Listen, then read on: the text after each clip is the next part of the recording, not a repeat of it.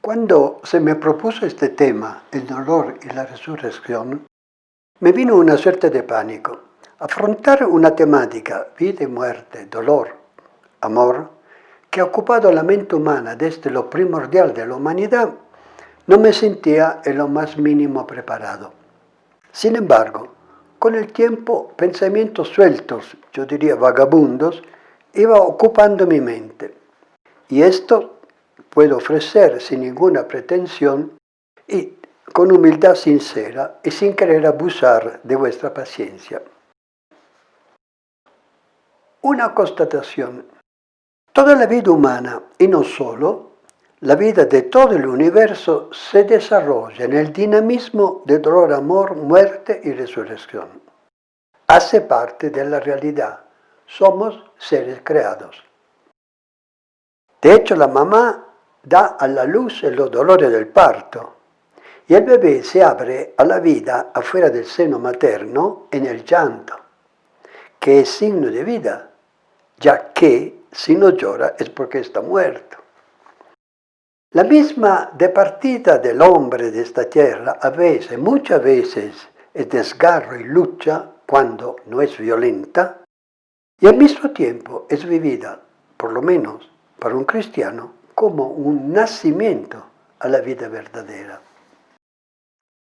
En la naturaleza, los seres vivientes inferiores mueren en los seres mayores.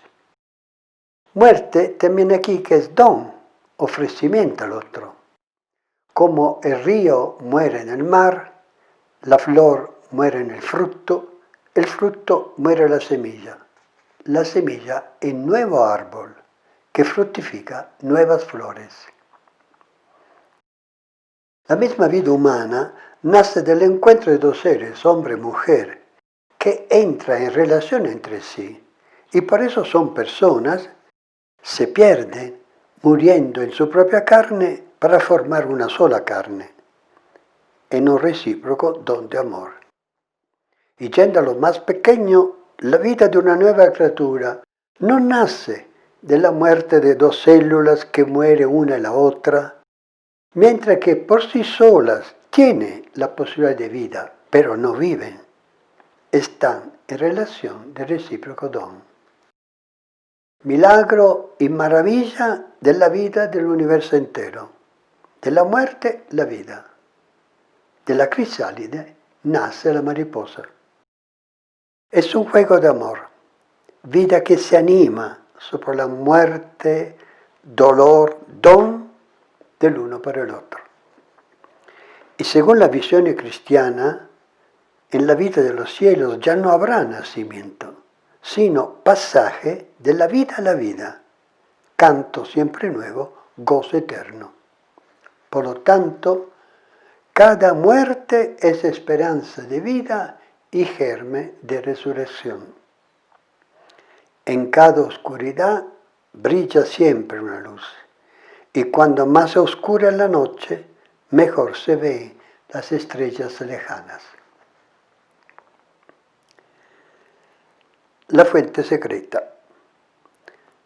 De toda manera, frente al grande misterio del dolor, nos quedamos como perdidos.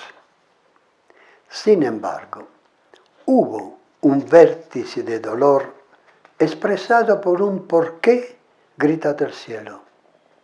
Un grito sin respuesta, que se volvió respuesta a cada dolor y trauma humano. Grito que constituye un evento crucial en la historia de la humanidad y del cosmos. Refiere el evangelista Mateos en el relato de la muerte de Jesús.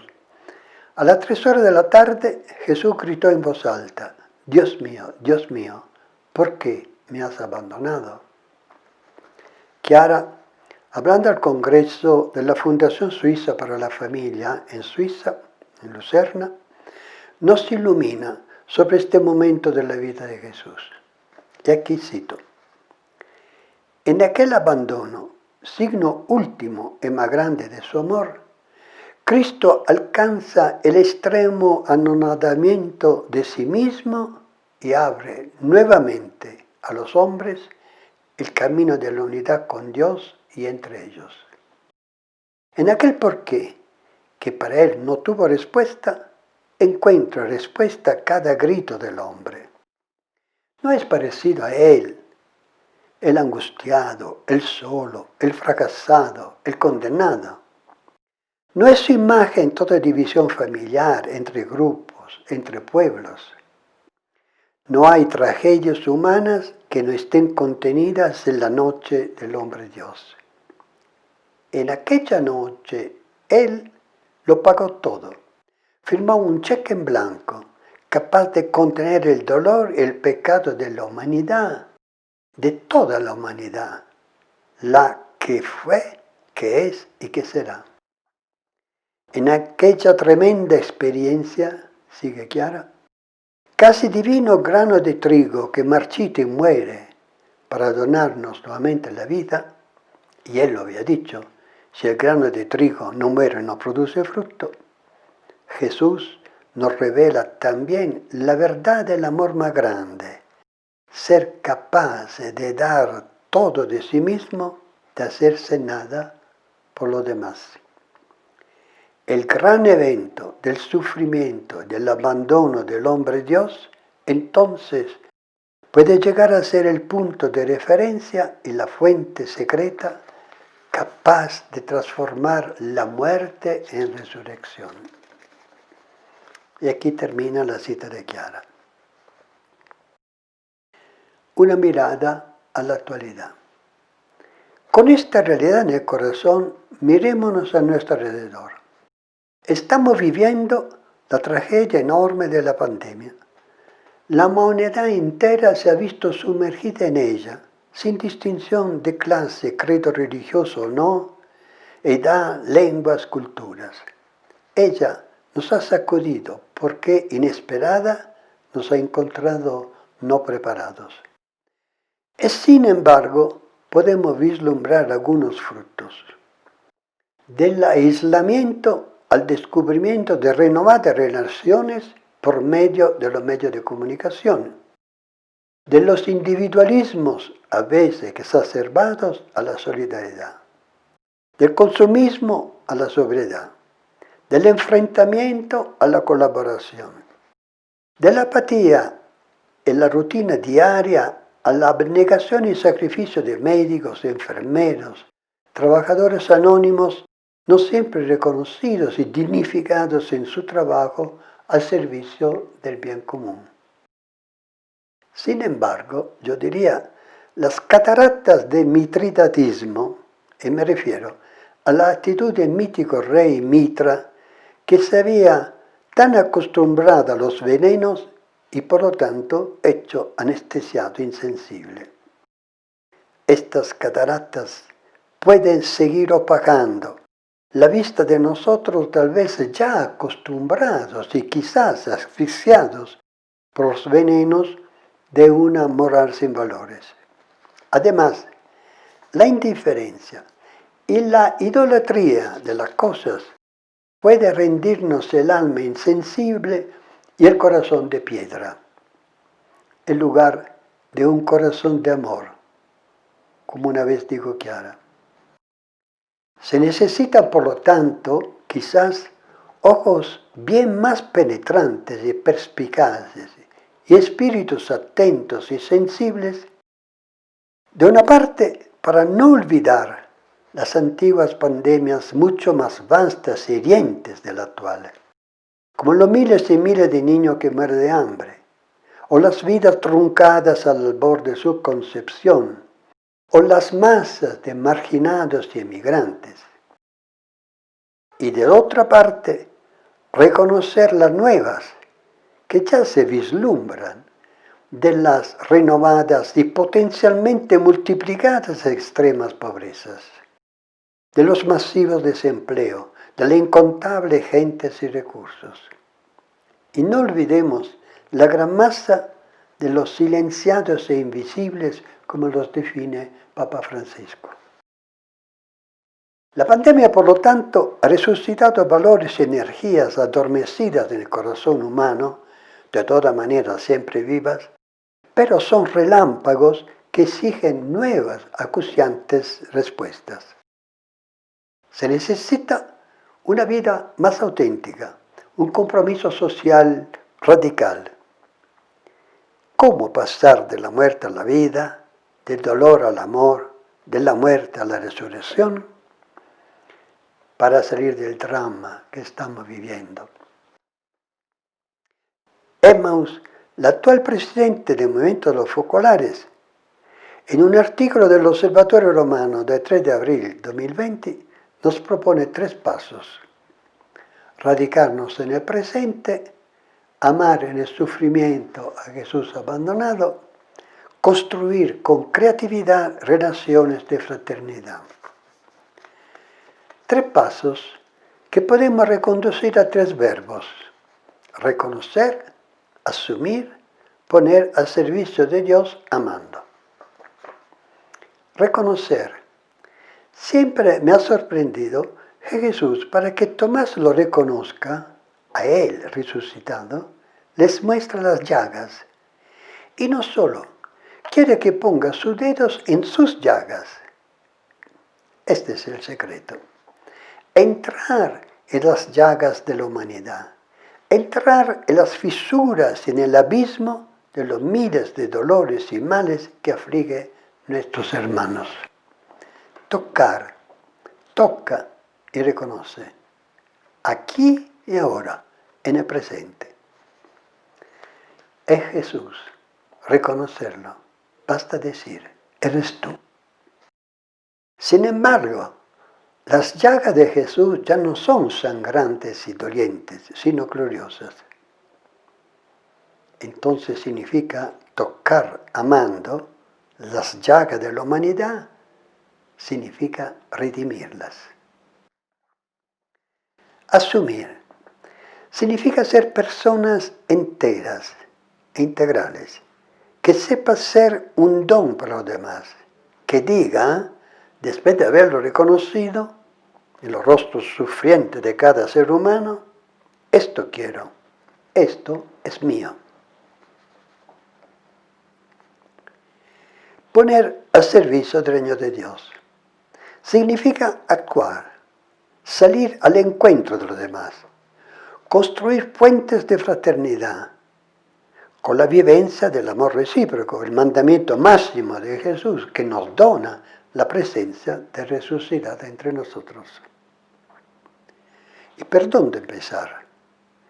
De lo más pequeño, del hacerse uno. Jesús, en una de las primeras manifestaciones como resucitado, ofrece a los apóstoles pescado asado en el borde del mar, después de una noche de agotador trabajo. Y le dice, vengan a comer. El resucitado vive en la cotidianidad del servicio hacia todos, especialmente a los más necesitados. En la cotidianidad de los pequeños actos. Como María, hecha grande porque perfecta en lo pequeño.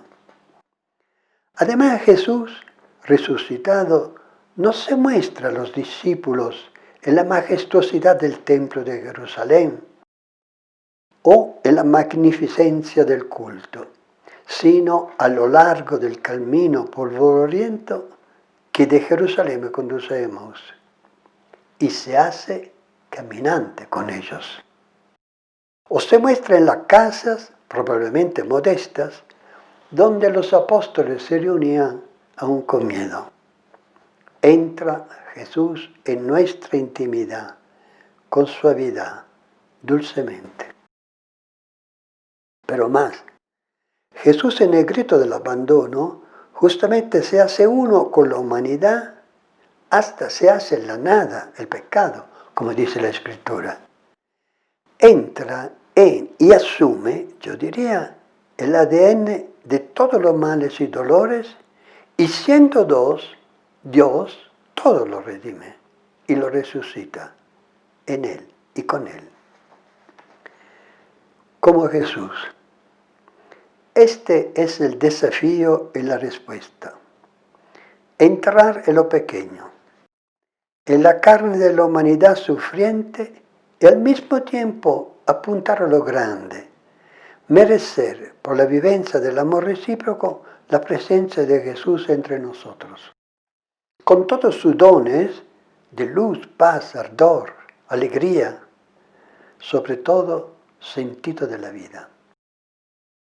El dolor, todos los dolores, pequeños y grandes, nuestros, de los demás, reconocidos, acogidos, amados, porque rostros del infinito dolor de Jesús, y porque amados, redimidos, signo de resurrección. El dolor de este modo se vuelve nuestra chance, el kairos de cada momento, de cada día, para transformar el mundo, la sociedad. Y aquí yo pienso en la familia, la célula más pequeña de la sociedad, y me fascina su belleza y su grandeza. Aquí todo es pequeño. Incluso el modelo de todas las familias y de todo tipo de convivencia, la familia de Nazaret, tenía solo 3 miembros. Pero nunca podemos imaginarnos la delicadeza, la intensidad y la profundidad de las relaciones entre ellos, entre los 3. Todo era pequeño y al mismo tiempo grande por la presencia de Jesús, el Dios hecho carne. La familia, nuestras familias, que en la cotidianidad, en lo pequeño, vive esta alquimia de dolor, amor, muerte, vida, puede ser la escuela, el laboratorio, el gimnasio, el lugar privilegiado para mostrar al mundo el boceto de una sociedad redimida, porque en ella la resurrección puede hacerse realidad. Los papás, las mamás, con los niños, se vuelven los primeros actores, los expertos, los principales artífices de esta cultura de la resurrección. Pequeñas iglesias, iglesia doméstica y la iglesia madre. En y con estas familias se juega el futuro de la iglesia y de la humanidad. Familias que con el amor recíproco, el típico amor de Jesús, resuelve los pequeños y a veces grandes conflictos, dolores, incomprensiones y hace resplandecer el resucitado. Y aquí concluyo.